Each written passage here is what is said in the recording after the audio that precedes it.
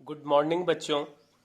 आज का देखिए टॉपिक है reflection of a plane wave using Huygens principle. इसका मतलब वह हाइगेन के सिद्धांत द्वारा समतल तरंगों का परावर्तन। ठीक है, तो हमने रे ऑप्टिक्स में आपको दो फेनोमेना पढ़ाया था, एक रिफ्लेक्शन यानी परावर्तन और एक रिफ्रैक्शन यानी अपवर्तन। तो आज हम लोग हाइगेन ने किस चीज का थ्योरी दिया था। हाइगेन के अनुसार लाइट एक वेव है। तो जैसे रे ऑप्टिक्स में आपने परावर्तन और अपवर्तन के सिद्धांतों को प्रूफ किया, वैसे ही हाइगेन का जो वेव ऑप्टिक्स का सिद्धांत है यानी वेव थ्योरी का जो कॉन्सेप्ट है, उस सिद्धांत के द्वारा, हाइगेन के तरंग सिद्धांत के द्वारा हम लोगों को परावर्तन और अपवर्तन को समझना है। तो आज के वीडियो में हम परावर्तन समझाएंगे, फिर नेक्स्ट वीडियो में अपवर्तन समझाएंगे। ठीक है, तो इसीलिए हेडिंग क्या है, reflection of a plane wave. देख रहे हैं, समतल तरंगों का परावर्तन यूजिंग हाइगेन्स प्रिंसिपल, यानी हाइगेन के सिद्धांत के द्वारा समतल तरंगों का परावर्तन पढ़ना है। ठीक, तो आप कहिएगा कि परावर्तन पढ़ चुके हैं तो फिर से रिफ्लेक्शन क्यों पढ़ा रहे हैं। तो हम लोग जो रिफ्लेक्शन पढ़े थे वो तो रे ऑप्टिक्स के अकॉर्डिंग पढ़े थे, लेकिन अब जो रिफ्लेक्शन हम पढ़ा रहे हैं ये वेव ऑप्टिक्स के अकॉर्डिंग पढ़ा रहे हैं, यानी वेव थ्योरी पर बेस्ड होगा ये रिफ्लेक्शन। इस डायग्राम में देखिए, मान लीजिए ये एक प्लेन मिरर है, ये एम एन क्या है, ये एम एन जो है ये एक प्लेन मिरर है, यानी प्लेन रिफ्लेक्टिंग सरफेस है। ये कैसा सरफेस है, प्लेन रिफ्लेक्टिंग सरफेस, यानी यह एक समतल परावर्तक सतह है। इस सरफेस का नाम है एम एन। तो एम एन क्या हो गया, एम एन हो गया प्लेन रिफ्लेक्टिंग सरफेस। ठीक है, यहां पर दो लाइट रे को आते हुए दिखाया गया है इस सरफेस पर। एक लाइट रे ये है फर्स्ट और एक लाइट रे ये है सेकेंड। ये दोनों लाइट रे इस सरफेस पर आ रहा है और यह दोनों लाइट रे एक दूसरे के क्या है, पैरेलल है। तो हम पढ़े हैं कि पैरेलल रे अपने साथ कैसा वेव फ्रंट लेकर चलता है, वो प्लेन वेव फ्रंट लेके चलता है। और ये जो वेव फ्रंट होता है, ये जो प्लेन वेव फ्रंट देख रहे हैं, यहां पर हमने स्फेरिकल वेव फ्रंट क्यों नहीं लिया, क्योंकि अगर लाइट मेरा डाइवर्जिंग होता, जैसे पॉइंट सोर्स एस से डाइवर्जिंग लाइट निकलता, ये इस तरह बताए थे ना कि अगर कोई सोर्स एस है उससे डाइवर्जिंग रे निकलता है, तब तो हम कैसा वेव फ्रंट लेंगे, स्फेरिकल, क्योंकि ये वेव फ्रंट इस वेव प्रोपेगेशन पर परपेंडिकुलर होगा। लेकिन अगर पैरेलल बीम है तो कैसा वेव फ्रंट होगा, प्लेन। तो यहां पर ये फर्स्ट और सेकेंड रे एक दूसरे के पैरेलल है और यह दोनों रे कैसा वेव फ्रंट लेके चलेगा, प्लेन वेव फ्रंट। और यह वेव फ्रंट इस वेव प्रोपेगेशन यानी इस रे पर क्या होगा, परपेंडिकुलर होगा। तो ये वेव फ्रंट है, इसके बाद ये भी वेव फ्रंट है, इस तरह से वेव फ्रंट आगे बढ़ रहा है। तो यहां पर दो अलग अलग नजरिया है। एक आपका नजरिया है लाइट को रे की तरह समझने का। एक नजर से हम देखें तो प्रकाश क्या है, एक किरण है, यानी लाइट इज ए रे। तो ये रे ऑप्टिक्स के अकॉर्डिंग दिखाया गया है कि दो रे आ रहा है। और वेव ऑप्टिक्स के अकॉर्डिंग लाइट क्या है, वेव है, यानी ये जब चलता है तो वेव फ्रंट के रूप में चलता है। तो ये आपका वेव फ्रंट है, एक वेव फ्रंट, दो वेव फ्रंट, तीन वेव फ्रंट, इस तरह से करोड़ों वेव फ्रंट ऐसे आता है। जो जो लाइट रे आगे बढ़ता है वेव फ्रंट भी आगे बढ़ रहा है। तो वेव फ्रंट किस स्पीड से चलता है, ये लाइट के स्पीड से चलता है। ठीक है, वेव फ्रंट किस स्पीड से चलता है, यह लाइट के स्पीड से आगे बढ़ता है।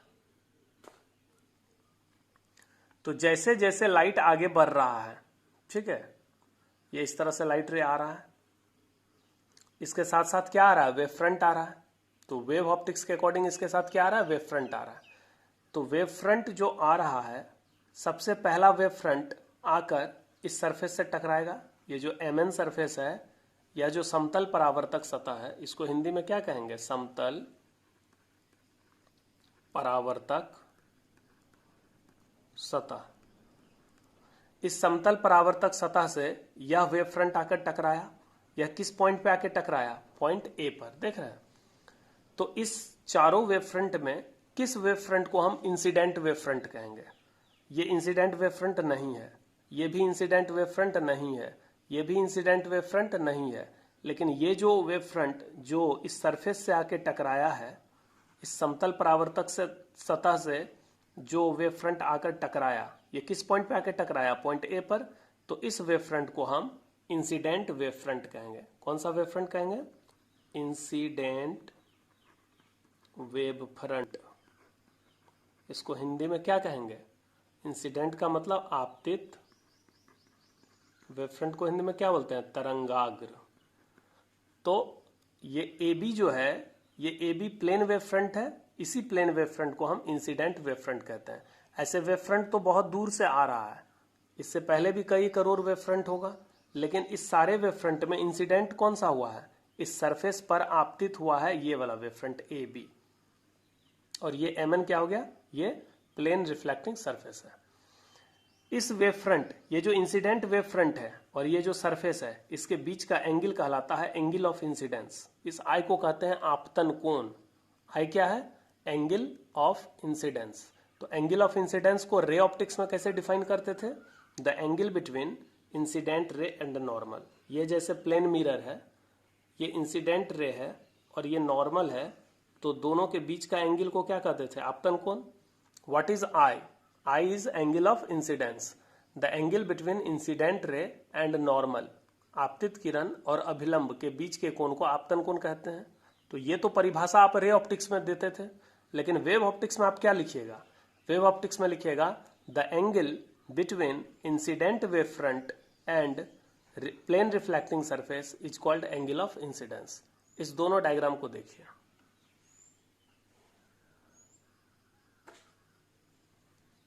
तो वेव ऑप्टिक्स में डिफिनेशन हो गया, आई को कहते हैं angle of incidence. The angle between incident wave front and reflecting surface is called angle of incidence. ठीक है यहां तक।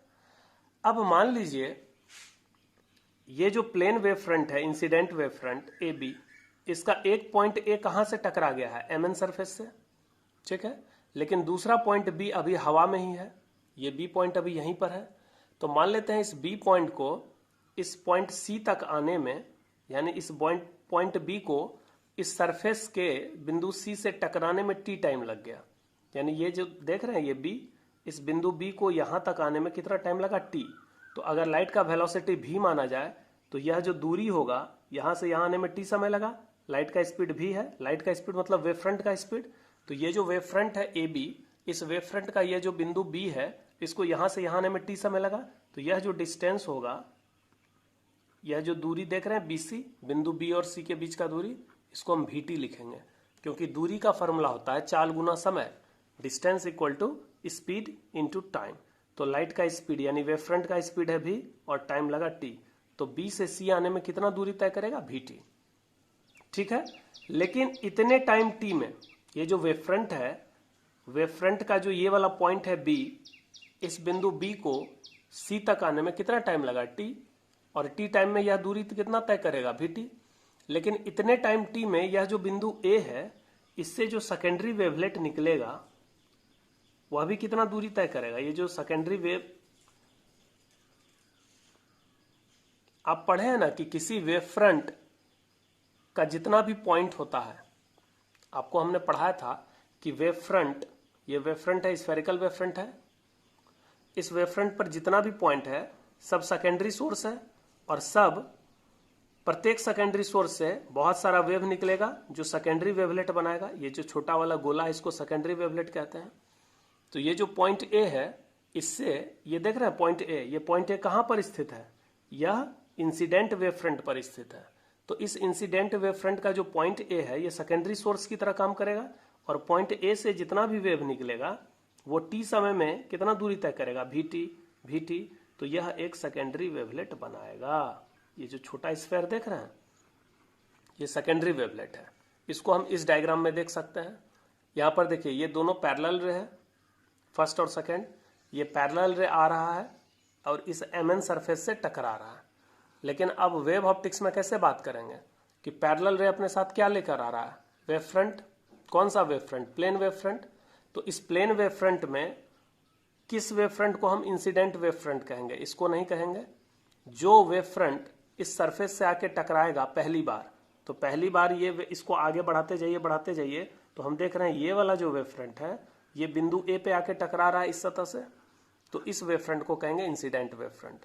और ये जो इंसिडेंट वेव फ्रंट है, और ये जो सरफेस है इसके बीच का एंगल जो है ये आई हो गया एंगल ऑफ इंसिडेंस। मान लेते हैं बिंदु बी को सी तक आने में कितना टाइम लगा टी, तो टी समय में कितना दूरी तय करेगा भी टी। लेकिन टी समय में यह जो पॉइंट ए है इससे जितना भी वेव निकलेगा वो टी टाइम में कितना डिस्टेंस ट्रेवल करेगा भी टी। तो ये जो सेकेंडरी वेवलेट तैयार होगा इसका रेडियस कितना हो जाएगा भी टी। ठीक है, अब यहां पर देखिए इस डायग्राम में ये ए बी कौन सा वेव फ्रंट है, ये ए बी है आपका इंसिडेंट वेव फ्रंट। ये चूंकि वेव फ्रंट है तो इस लाइट के प्रोपेगेशन के डायरेक्शन पे ये परपेंडिकुलर होगा, यानी वेव फ्रंट किस पर लंब होता है, लाइट रे पर। ठीक है, बी को सी तक आने में टी टाइम लगा तो ये डिस्टेंस हुआ भी टी। ये एंगल ऑफ इंसिडेंस आई है इंसिडेंट वेव फ्रंट और इस सरफेस के बीच। और ये जो पॉइंट ए है ये प्लेन वेव फ्रंट पर है, इंसिडेंट वेव फ्रंट पर। तो पॉइंट ए सेकेंडरी सोर्स बन गया। सेकेंडरी सोर्स से जितना भी वेव निकलेगा ये सेकेंडरी वेवलेट बनाएगा, जिसका रेडियस ये ए ई देख रहे हैं, ये ए ई रेडियस है किसका, सेकेंडरी वेवलेट का। इसका रेडियस कितना होगा भी टी। अभी हमने इस डायग्राम में बताया था कि ये जो इंसिडेंट वेव फ्रंट है जो पहली बार आके टकराया ये ए बी क्या है, आपतित तरंगाग्र। इस तरंगाग्र का बिंदु ए सेकेंडरी सोर्स बनेगा। तो जितने टाइम में बी गया सी पर उतने टाइम में ए से जो वेव निकलेगा वो भी उतना ही डिस्टेंस ट्रेवल करेगा भी टी भी टी भी टी भी टी भी टी। तो ये जो सेकेंडरी वेवलेट तैयार हुआ इसका रेडियस भी टी होगा और ये डिस्टेंस भी टी होगा।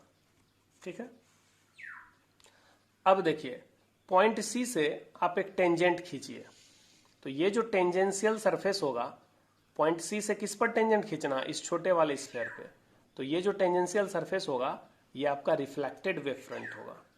ये जो देख रहे हैं सी ई, ये प्लेन वेव फ्रंट देख रहे हैं, ये जो प्लेन वेव फ्रंट है सी ई, इसको हम कहेंगे रिफ्लेक्टेड वेव फ्रंट।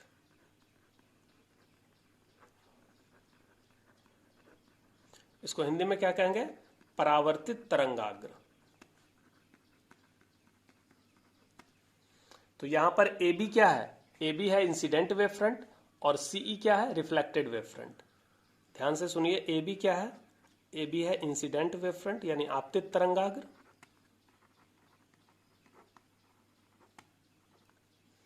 सीई क्या है, रिफ्लेक्टेड वेव फ्रंट, परावर्तित तरंगाग्र। ठीक है, ये जो आई है ये आई एंगल ऑफ इंसिडेंस है। तो इस आई को डिफाइन करते हैं the angle between incident wave front A B and the reflecting surface M N. ये एम एन रिफ्लेक्टिंग सरफेस है। उसी तरह से एंगल ऑफ रिफ्लेक्शन आर को कैसे डिफाइन करेंगे, ये वाला एंगल ऑफ रिफ्लेक्शन आर है। ये कैसे डिफाइन होगा, तो ये देखिए ये कौन सा वेव फ्रंट है, रिफ्लेक्टेड वेव फ्रंट, और ये कौन सा सरफेस है, प्लेन सरफेस। दोनों के बीच का जो एंगल होगा ये एंगल ऑफ रिफ्लेक्शन होगा। ये आर किसके बीच का एंगल है, the angle between reflected wave front CE, ये जो सीई देख रहे हैं ये रिफ्लेक्टेड वेव फ्रंट है, और ये जो प्लेन सरफेस है इसके बीच का एंगल आर होगा। अब यहां पर देखिए दो राइट एंगल ट्रायंगल बन रहा है। चूंकि रेडियस और टेंजेंट एक दूसरे पर लंब होता है, यहाँ ये जो स्फेयर है इस स्फेयर में ये जो ए ई है ये रेडियस है और ये टेंजेंट है तो ये परपेंडिकुलर होगा। तो यहाँ पर दो राइट एंगल ट्रायंगल बन रहा है, एक हो गया ए ई सी और एक हो गया ए बी सी। ए ई सी ए बी सी, ये दो राइट एंगल ट्रायंगल बन रहा है, जिसमें ये ए बी क्या है, incident wave front. A B क्या है, इंसिडेंट वेव फ्रंट, और ये सीई क्या है, यही है reflected wave front. Incident wave front और ये जो रिफ्लेक्टिंग सरफेस है इसके बीच का एंगल क्या हो गया, आई, एंगल ऑफ इंसिडेंस। और ये रिफ्लेक्टेड वेव फ्रंट और ये जो सरफेस है इसके बीच का एंगल क्या हो गया, एंगल ऑफ रिफ्लेक्शन। यानी आपतित तरंगाग्र और परावर्तक सतह के बीच का कोण आपतन कोण, परावर्तित तरंगाग्र और परावर्तक सतह के बीच का कोण परावर्तन कोण। ठीक है, अब आते हैं पहले वाले ट्रायंगल एबीसी में। In triangle ABC, A B C, इस ट्रायंगल में देखिए ये आई एंगल है ना, ये 90 डिग्री है। इस आई एंगल के सामने का जो साइड है ये बीसी, ये परपेंडिकुलर हो गया, परपेंडिकुलर। ये जो ए बी है इसको हम बेस मानेंगे और ये जो ए सी है ये हाइपोटेनस हो गया। आई के सामने का साइड परपेंडिकुलर, ये बेस, और ये 90 के सामने वाला जो भुजा होगा ये हाइपोटेनस। तो साइन आई का मान क्या होगा, P बाई एच, मतलब BC by AC, BC by AC। लेकिन BC का वैल्यू कितना था, VT। इस डायग्राम में देखिए BC बराबर क्या है, VT, तो VT बाई AC हो गया साइन आई का मान। उसी तरह से इस समकोण त्रिभुज में जाइए तो AEC, इस समकोण त्रिभुज में देखिए ये R है, इस R के सामने वाला जो साइड है ये परपेंडिकुलर हो गया, ये वाला साइड बेस हो गया और ये हाइपोटेनस हो गया। तो साइन R का फॉर्मूला क्या हो जाएगा, P बाई एच यानी AE by AC, AE by AC। तो साइन R बराबर हो गया इन ट्रायंगल AEC, AEC इस ट्रायंगल में साइन R का फॉर्मूला हो गया AE बाई AC। लेकिन AE का वैल्यू कितना होगा, तो AE का वैल्यू होगा VT।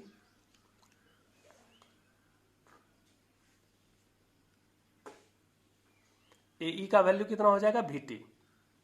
जैसे BC का वैल्यू VT है, यहां पर देखिए AE इसका भी वैल्यू VT होगा, VT बाई AC।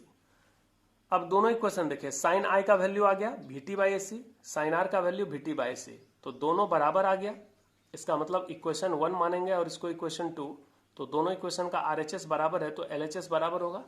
इसका मतलब from equation 1 and 2 sine I बराबर साइन R, इसलिए I बराबर R होगा। यानी आपतन कोण और परावर्तन कोण बराबर होता है, angle of incidence is equal to angle of reflection. ये प्रूव हो गया, यही था रिफ्लेक्शन। आपने परावर्तन का नियम पढ़ा है, परावर्तन का नियम है कि नहीं कि आपतन कोण और परावर्तन कोण बराबर होते हैं। तो इस नियम को प्रूफ करके दिखाना है हाइगन के वेव थ्योरी से। हाइगन ने जो वेव ऑप्टिक्स का कॉन्सेप्ट दिया या लाइट के वेव नेचर का कॉन्सेप्ट दिया, उस थ्योरी के आधार पर, वेव थ्योरी के आधार पर आपको प्रूफ करना था कि लाइट का रिफ्लेक्शन कैसे होता है। तो इस पूरे प्रोसेस में आपने लाइट का रिफ्लेक्शन देखा on the basis of Huygens wave theory.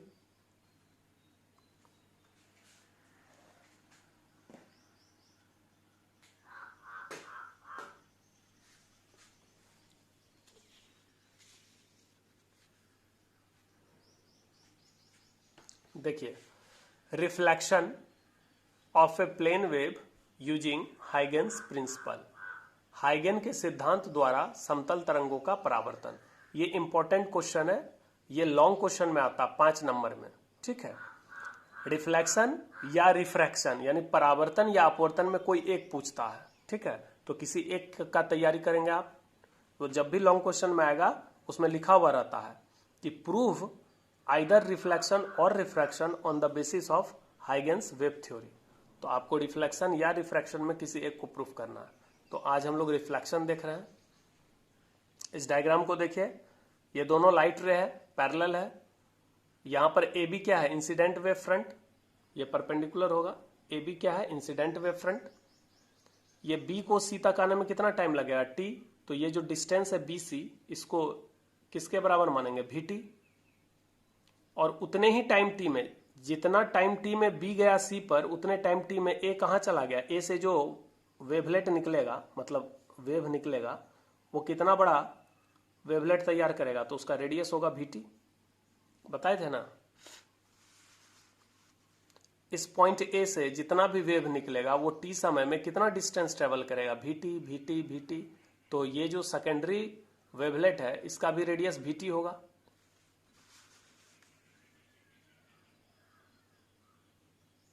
तो यहां पर एम एन क्या हो गया, रिफ्लेक्टिंग सरफेस। ए बी क्या है, इंसिडेंट वेव फ्रंट।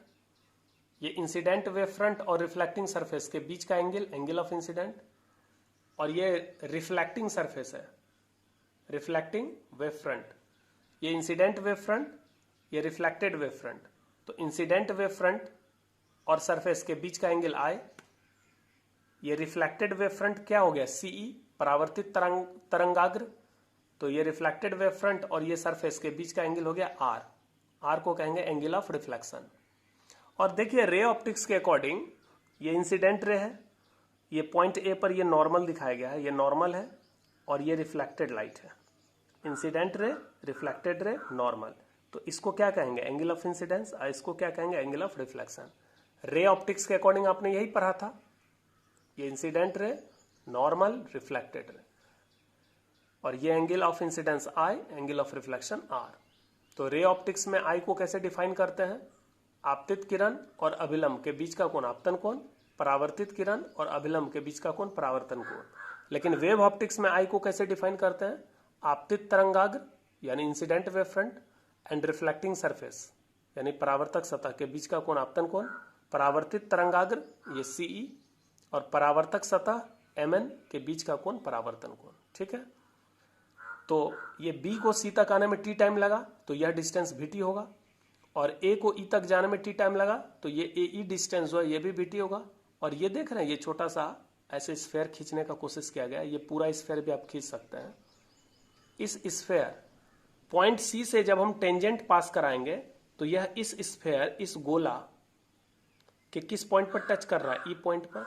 तो ये जो रेडियस है ए ई ये इस स्फेयर के ई बिंदु पर नॉर्मल होगा कि नहीं? ये टेंजेंट और रेडियस परपेंडिकुलर होता है। तो इस डायग्राम को प्रैक्टिस करिएगा। लेट एम एन बी ए प्लेन रिफ्लेक्टिंग सरफेस। मान लेते हैं ये एम एन क्या है?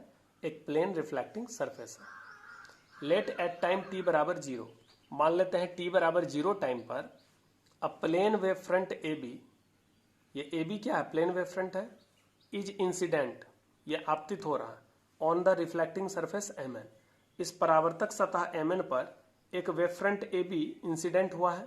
ये वेव फ्रंट यहां से आ रहा था, ये लाइट रे जैसे जैसे आ रहा है इसके साथ क्या आ रहा है? Plane wave front. चूंकि ये पैरेलल रे है तो प्लेन वेव फ्रंट आ रहा है, तो पहली बार आके जो टकराया ए बी, इस वेव फ्रंट को इंसिडेंट वेव फ्रंट कहेंगे। ठीक है, और जिस समय यह आकर टकराया उस समय टाइम हमने कितना लिया? टी बराबर 0, यानी वेव फ्रंट तो आ रहा है, ये जो वेव फ्रंट है ये इस तरह आ रहा है, ये वेव फ्रंट आके जिस समय टकराया उसी टाइम को हम 0 टाइम मान रहे हैं, यानी इनिशियल यहां से मान रहे हैं। ठीक, अब सोचिए यहां से यहां आने में टी टाइम लगता है। Here I is the angle of incidence and R is angle of reflection.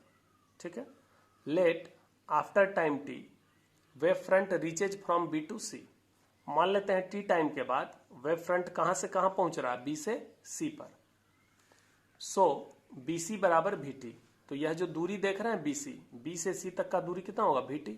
चूंकि इसको यहां से आने में टी टाइम लगा, लाइट का स्पीड यानी वेव फ्रंट, ये जो ए बी वेव फ्रंट है इसका स्पीड भी है, तो कितना डिस्टेंस ट्रेवल करेगा? VT। एक बार हिंदी में पढ़ते हैं। माना MN एक समतल परावर्तक सतह है।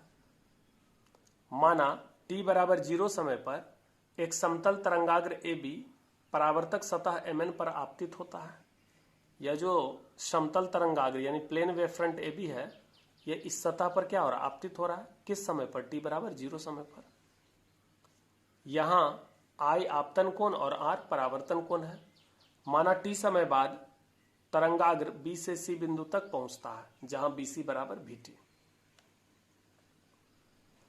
अकॉर्डिंग टू हाइगेन्स थ्योरी, हाइगेन थ्योरी के अनुसार radius of secondary wavelet starting from point A will be AE बराबर VT। हाइगेन्स थ्योरी के अनुसार पॉइंट ए से जो सेकेंडरी वेवलेट बनेगा, ये छोटा वाला गोला बनेगा, इसका रेडियस क्या होगा? AE, जिसका वैल्यू VT होगा। ये आपको हम क्लियर कर चुके हैं। ये जो वेवलेट है सेकेंडरी वेवलेट, इसका भी रेडियस कितना होगा? VT, क्योंकि टी टाइम में जब इससे वेव निकलेगा तो वह भी VT डिस्टेंस ट्रेवल करेगा। ये सारा डिस्टेंस कितना होगा? VT, क्योंकि ये सेकेंडरी सोर्स है। क्योंकि प्राइमरी ये जो वेव फ्रंट है, इंसिडेंट वेव फ्रंट, इस पर जो पॉइंट ए है, आपने पढ़ा ना, इंसिडेंट वेव फ्रंट पर जितना पॉइंट होगा सब सेकेंडरी सोर्स की तरह काम करता है। तो यह बिंदु ए सेकेंडरी सोर्स है, और इससे जब ये वेव निकलेगा तो यह टी टाइम में कितना बड़ा स्फीयर तैयार करेगा? तो उसका रेडियस हो जाएगा VT।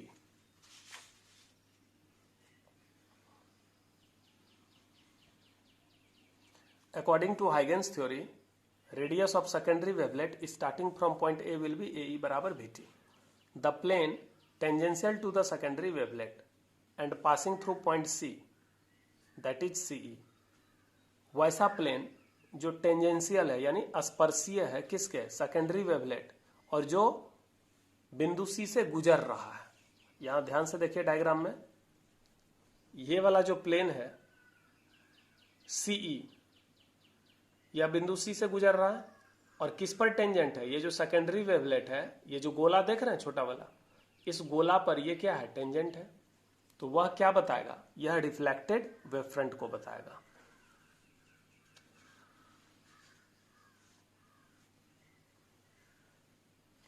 That is CE will represent the reflected wave front.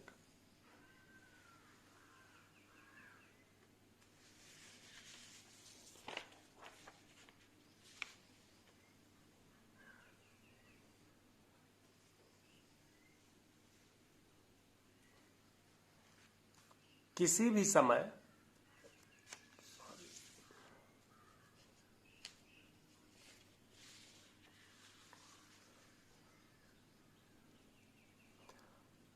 हाइगेन सिद्धांत के अनुसार बिंदु ए से उत्पन्न द्वितीयक तरंगिका की त्रिज्या होगी ए बराबर वी टी। तो पॉइंट ए से जो सेकेंडरी वेवलेट बनेगा उसका रेडियस कितना होगा? We T. इस द्वितीयक तरंगिका पर स्पर्शी, ये जो सेकेंडरी वेवलेट है इस पर स्पर्शी है, ये जो सतह है सीई, ये किस पर स्पर्शी है? इस सेकेंडरी वेवलेट ये टच करके जा रहा है, यानी टेंजेंशियल है। और ये कहां से पास हो रहा है? बिंदु सी से। इसी को ना रिफ्लेक्टेड वेव फ्रंट कहेंगे। इस द्वितीयक तरंगिका पर स्पर्शी तथा बिंदु सी से गुजरने वाले तल अर्थात सीई परावर्तित तरंगाग्र को निरूपित करेगा। तो ये जो सीई है ये रिफ्लेक्टेड वेव फ्रंट को रिप्रेजेंट करेगा। From figure sine I V T by A C equation 1 in triangle A E C sine R A E by A C यानी V T by C equation 2। इस diagram को थोड़ा बड़ा करके यहां बना देते हैं ताकि आपको समझ में आए।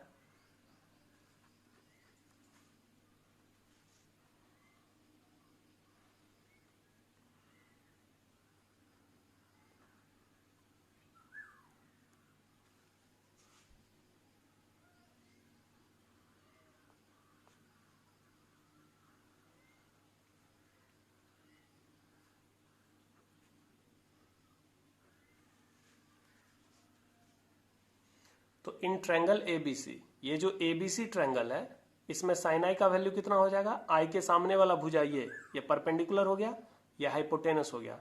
तो साइन आई बराबर क्या लिखेंगे? बीसी बाई ए सी। लेकिन बीसी का वैल्यू कितना है? We T. तो हम क्या लिखेंगे? वी टी बाई ए सी। फिर इन triangle A E C, A E सी, इस राइट एंगल ट्रायंगल में ये जो आर है इसके सामने वाला जो भुजा है ये परपेंडिकुलर है, इसका भी वैल्यू वी टी है। और ये हाइपोटेनस है तो ये भी हो जाएगा V T by A C. From equation 1 and 2, 1 और 2 से देख रहे हैं आर एच एस बराबर है तो एल एच एस बराबर होगा। तो साइन आई बराबर साइन आर, इसका मतलब आई बराबर आर। यही परावर्तन का नियम है। This is the law of reflection कि आपतन कोण और परावर्तन कोण बराबर होते हैं। ये प्रूव हो गया। ठीक है, एक बार फिर से देख लीजिए किस तरह आज का थ्योरी हुआ है।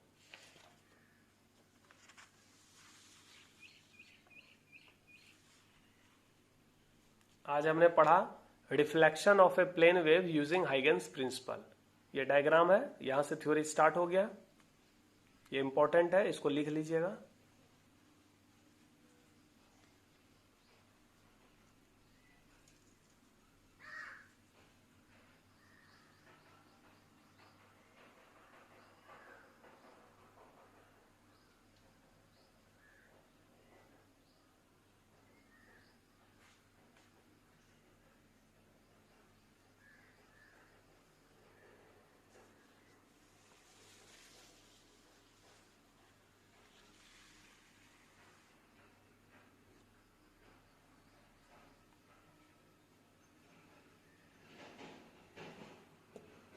फिर आपका यहां से है ये पूरा, ये बिल्कुल आसान है। 2 इक्वेशन बनाइए, दोनों इक्वेशन को इक्वेट जब करिएगा तो आपका रिफ्लेक्शन का जो नियम है आई बराबर आर ये आसानी से प्रूव हो जाएगा। तो ठीक है, इसको समझ लीजिएगा, एक बार लिख लीजिएगा क्योंकि ये लॉन्ग क्वेश्चन में आता है, इंपॉर्टेंट है। उम्मीद करते हैं आपको ये समझ में आया होगा। Thank you.